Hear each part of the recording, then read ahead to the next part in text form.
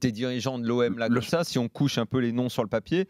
Le seul qui est bankable aujourd'hui, c'est Florian Thauvin, mais il est hors marché par rapport à ce que vous souhaiterez le club et par rapport aux émoluments, au salaire. Tu parlais de salaire tout à l'heure, ou avec le salaire qu'il a aujourd'hui à l'Olympique de Marseille, et tant mieux pour lui.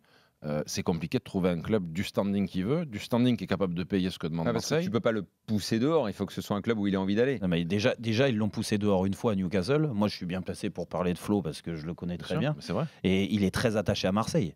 Donc, vu qu'il est très attaché à Marseille, il a envie de... Il est très attaché à Marseille, il a un super salaire, il ne va pas se barrer. Mais non, mais déjà, il est attaché à ce club. Mais il aime ce club et cette ville aussi. Voilà, exactement. Donc, lui et j'ai connu ça aussi à Paris.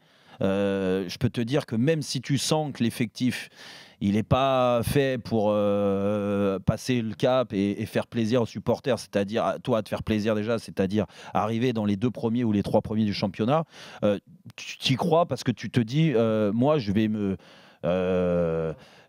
tordre en 4 pour arriver à compenser les absences de certains et réaliser une grosse saison, ce qu'il fait souvent avec l'Olympique de Marseille. Donc je pense que tout ça fait qu'aujourd'hui, il n'est vraiment pas en mode « je vais aller voir ailleurs ». Le problème, c'est que si Marseille a besoin, en effet, on parle de la plus grosse valeur marchande, c'est lui. Mais après, il y a le choix du joueur, c'est-à-dire que tu le vends. Mais tu le vends où? En Italie, aujourd'hui. Franchement, est-ce qu'un club va mettre autant d'argent et lui donner autant de salaire? C'est pas possible.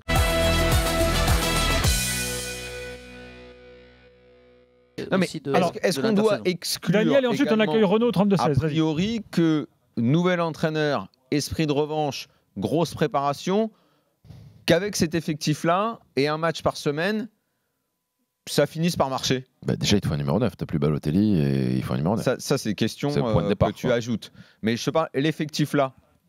Non, mais je suis d'accord avec Daniel. L'OM veut un défenseur prioritairement et un attaquant de pointe. Si les mecs se mettent dans un bon état d'esprit, font une bonne prépa, et je répète encore une fois, il n'y a pas de Coupe d'Europe un match par semaine, est-ce qu'il n'y a pas assez de qualité pour se remettre debout? À l'instant T, quand même, quoi. À l'instant T, Lyon et Lille, au-delà de Paris. Mais Lyon et Lille, à l'instant T, ils ont meilleur effectif que Marseille pour attaquer le championnat. Lille, à l'instant T, tu considères que Pepe et Thiago Mendes sont pas partis? À l'instant T, oui. Moi, je considère que Pepe et Mendes sont virtuellement plus là. Tu peux considérer qu'il y a assez de joueurs, à condition que les mecs bossent vraiment, que Villas-Boas trouve la bonne formule, le bon discours. Bon, ça va quand même.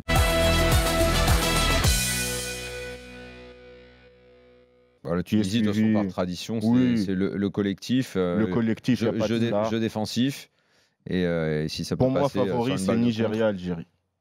Sofiane, t'es favori à toi? L'Égypte, pays hôte. Après, je vois bien le Sénégal et l'Algérie.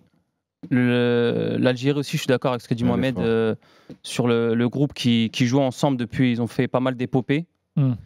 Et quant au Sénégal, c'est maintenant ou jamais. Ils ont une génération de fous. Ils ont que ça soit Koulibaly, Gueye, Mané. Ils ont une colonne vertébrale. Déjà, ça fait une équipe. Déjà, à la Coupe du Monde, ils n'ont pas été ridicules à la Coupe du Monde. Ils ont bien. Plus, effectivement, Sarr, Nyang. Moi, je les mets top 3. C'est parce qu'ils ont l'étiquette d'équipe qui ne tient jamais ses promesses que ça va pas marcher une fois. La Côte d'Ivoire aussi, longtemps, ils ont eu cette étiquette de on n'y arrive jamais. Peut-être qu'il leur manquait ces derniers temps d'un joueur hors norme. Et je pense que Sadio Mané arrive à avoir ce statut-là. Il a vraiment progressé tout au long de l'année. Moi, je l'ai commenté souvent avec Liverpool. En plus de ça, il a pour lui d'être champion d'Europe. Donc, tout ça fait qu'il a beaucoup de confiance. Je pense qu'il va ramener ça, il va transformer encore plus cette équipe. L'Algérie, je me demande s'ils n'ont pas atteint leur pic à un moment de cette génération qui ont beaucoup joué ensemble. Mais je me demande s'ils ne sont pas passés de l'autre côté maintenant de la montagne. S'ils ne sont pas plutôt en descente.